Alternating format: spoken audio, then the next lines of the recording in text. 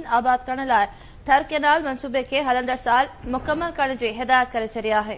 थर कैनाल मंसूबो हिन साल अगस्त ताईं मुकम्मल कयो वञे जीअं थर जी ज़मीन के जल्द आबाद करे सघिजे। सिंध सरकार जो चवणु आहे। तफ़सील मालूम कंदासीं लाइन ते मौजूद आहे मुश्ताक मीरानी जी। मुश्ताक, अपडेट कजो।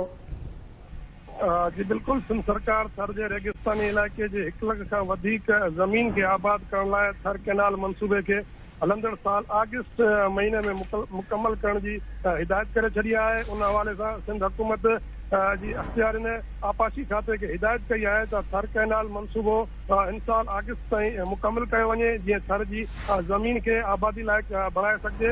मां तव्हांखे इहो ॿुधाईंदो हलां त थर कैनाल घोटकी जे इलाइक़े खेंजू वटां रेणी कैनाल जी RD 181 खां 433 वटां कढियो वियो हो।